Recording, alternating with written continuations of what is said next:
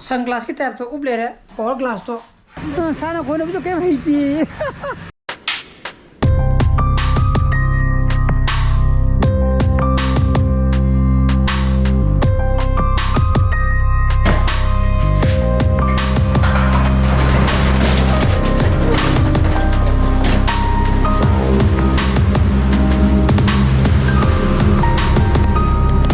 Guys, welcome back to my channel. मैं mobile में ना कर मुझे बिजनेस आना है सर मुझे एक बड़ी मकान चाहिए नोंग शुरे अदर नोंग शुरे में क्या कर रहा है गाड़ी चौबुदे चल लेका गाड़ी में कहीं दिखाई मसाद लोइना मुंग चल ले क्या ना अदर पार्किंग क्या ना थी साथ ये होगा एक ट्यूशन में आमा अदवाई तो सानबंगी एरिया तो ट्यूशन तो बुमा तो ओयो हो अदुना हजबुदी सुटी थारा में मंगा मी ट्रांग सकरे मंगा मी ट्रांग स्वाइ सुटी में थागु तो बने खरे बुदी हांगम बने अदगे मो नुंग को मुक जुकले मी लागना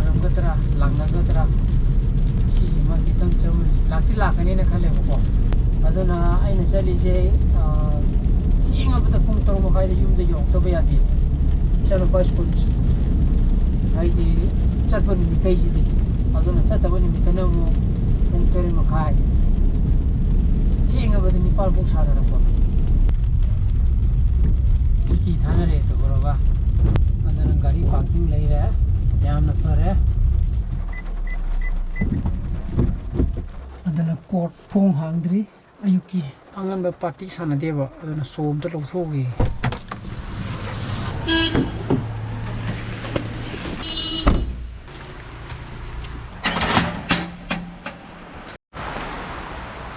अदुना अहन गई ममांग सिगी ममांग सानोगा कोई मामोय मोय सानरमद्रे अदुना पुंग मंगा मखाइ तादरे मंगा मिनिट कुन चले अदो अतै लागनरगदि सानबा हौबो यानेबको अदुगा आइजु खरंगना दम सखियानि तोर मखाइ नंदजु यानेबको अदो मतम अदो मयागी सानरमगनेना 5:45 फ्राइडेगा जोंनरतोने अदो पावदं पेगी को सगर लागननबगिदमता खरंगना हौबैदना तंजाब फन कानजिदा को एनि खनगदि लापो नोंग चुबनिना मोय अहन पार्टी ममांग सानबदो सि हाम मे सानबदो सानरमदु मानदे नि दो हाइबगा तोबगा सानरमद्रे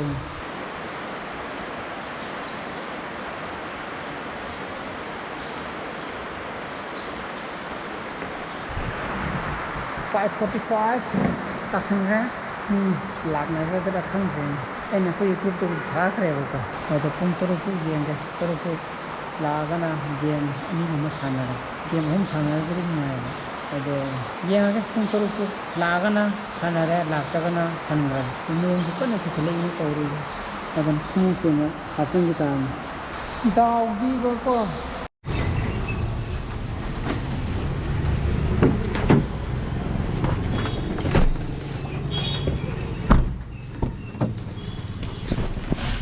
पुंग तरो तारम देदा लागना रे बको अदो गेम अनि खा साना रे गेम हम दि साना बा नंगद्रे गेम अनि साना जिदि क्या एन फाते बको दु हुमांग जम ता दा फाइटर दुबु मतम नदि यादनिना एंगोंदि कैदि उपायले नत्रा अदम फारे मसी गेम अनि साना रे हायिंग साना बा सुति थारे थांग जा कांगलेन गी हायिंग मुखर पेन मु साना बदुनि को संडे नो माजिंग ओ सॉरी सैटरडे गन नो माजिंग गदि अदुना सैटरडे गन नो माजिंग गदा अयुक्ता पुंग निपान गी मांगदा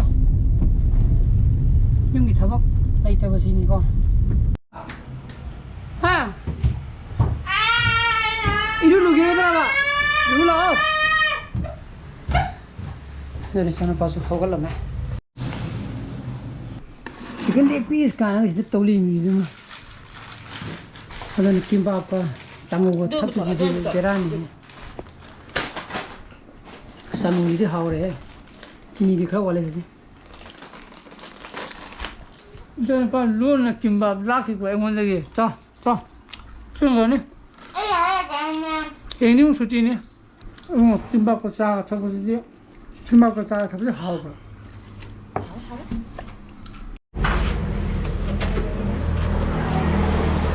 आइदि भाव अमदको Sana pa thilla bakanda regular da hajing ga debutan hindu thoro mo mai le mo thojile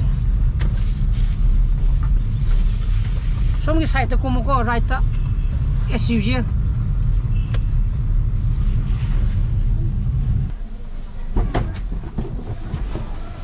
bye bye bye bye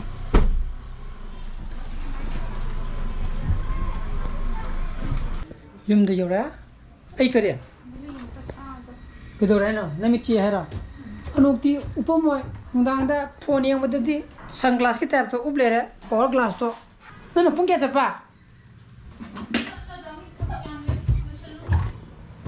कोशिश में चल लो ऐने अनोक तो सनग्लास की टाइप उपले यार भाई को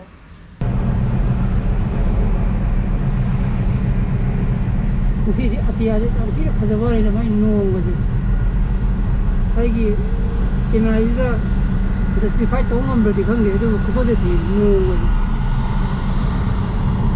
सुन दे दिख रहा मंगे को अदु आ मांग दे उरी को नो गजे ಅದನ್ನ ಅಂತ ಸಾದ ಬಿರುಗೆ ನಾನು ಬಾತವನ್ನ ಲವ್ ಆದ್ರೇನಾ ಸ್ವಲ್ಪ ಬಿಬಿಗೆ ಹರ್ನಿ ಚಿಕುಂಜೆ 70 ಸಾಗದ ಲೋಲ್ಪಪ್ ಸಾಗದ ಸಾರೋಯ ಹೈದಾ ಹರಿನಿ ಚಿಸೆ ತಿಂಕು ತೋಯಿನ ಪಿಥೋಕರಗ ಚಿಸೆ ತಿಂಕು ಲಾಕ್ತುಂತ್ರಾ ಚಿಸೆ ತಿಂಕು ತೋಯಿನ ಪಿಥೋಕರಗ ಲೋಲಿಪಪ್ ನನ್ ಹೇಗೆ ಸಾಬ ಲೋಲಿಪಪ್ ತುನೆ ಹಾ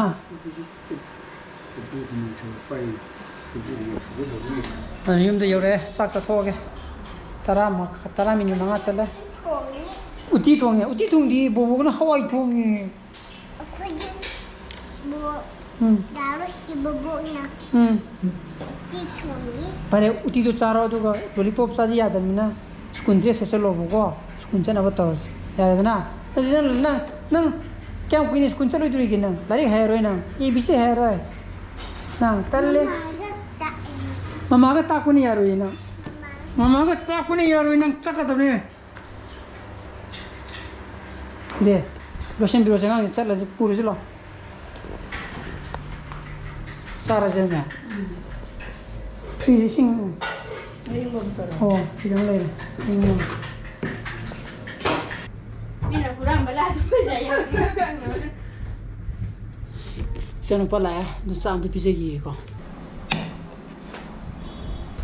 se kabaje mata oi singin ni po traba dale karando dana char porke siano pa yang kan harawani maje kai da hayeng chuti thabagi bo ko hayeng rata jatra gi natra na haidi kanglengi ti chuti thare bo ko thang ju oire ma harau ko da ma ka harau ko na ai jom kan harau ke na hi be mi den kar pe na sana ya char ma tu char ko ya re ko baza mang da la ko ji di ko gari ma sa da la ko adon ibani mu pulle chana ko ye lai khau ma ta ying bi ge na to gari khambam ji ni 시주 감도로 강되는 시주 감도로 감이더라 전다들 그래 감도는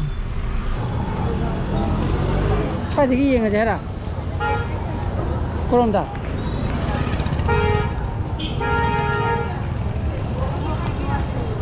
그럼 되게 얘기 해놓어 난 강브라고 좀 봐 오케이 아이디어 허지기 들어나 칼바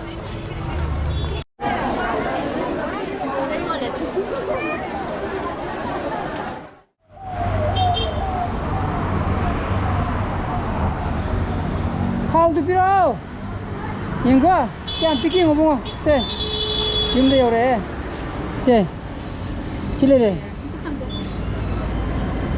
이용라 능기 라면도 합쳐다가 아이는 디 피크네 하이브네 보고 능기 라면도 하나기 리투니는 짜우드라 기행하지 어더나 저는 배 가올래리 이제 아이는 디 피크네 봐도 마마지는 거 यानी young ता है ना मैं जो मुट ले रहा मैं तो रिजे Sini kemana yang tu bah? Hap tu lebih orang ni lagi hap kau tu macam tu. Tu yang. Atau nasi pun teruk kere hele. Sama pas tu tuition cek kere. Lagi kau tu cep cara. Hai di lalika. Ada lagi tiffin hap apa kita tiffin hap apa kita kena tahu ni. Kita kampek kau ada ni pokok. Faham apa? Kerja cilakan ni apa? Ayo dah apa? Exercise tahu le nama. Kari ni exercise na. Ha. Kari ni exercise na apa? yoga tak ni ba. Yoga.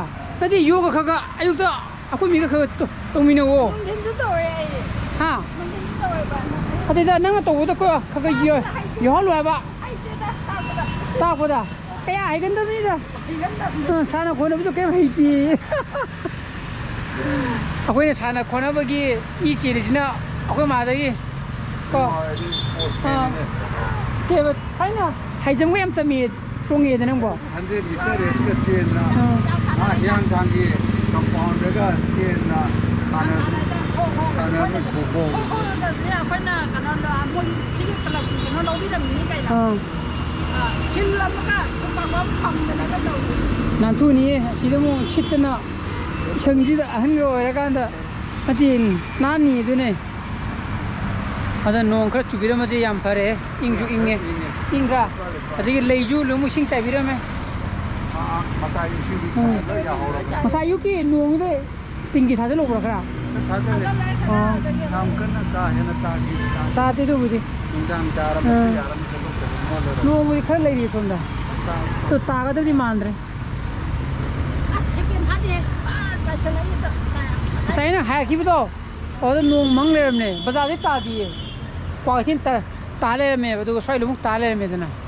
Hayang di mai kita yang pare. Hayang kanglen. Kanglen. Aduh ni kerja tak pare kopi kopi. Oh. Masih mesti peka highway tu na ko. Aduh moi pitam beragi moi position am makawai jadi. Jauh dia yawe moi je makawai dia yawe tar. Aduh ngata. Kena. Rimsan kan naga di Bali. Oh pare ni. Apa ni? Oh. Pare pare. मैं लोग खंग बता रहे हैं साग एक टोक पका मैं मुखरे का अदुना ब्लॉग से मुख लोशन बकॉर्न ने ब्लॉग से लोशन ये ना तोड़े ने अदुना हयेंग दिसनो पासुती थारमिना बैडमिंटन जो कितंग नुंगाइना सानरानी को तब ने इगना अदो हरेंदी हॉरर मूवी समता बुरकी सिनेमा मते येंबा याब्रे येंगे हरेंदी को अदो इसाजी कीबा ngамब्रे येंगे अदुना मैम आई ngसी ब्लॉग से मता इंट्रोडक्शन जरगे आई ब्लॉग से पान बथोगदी like to biramo, share to bio, ano views or bio subscribe to biramo ko. Nung sana pa sa video. So please be safe and be healthy. Bye bye. Good night.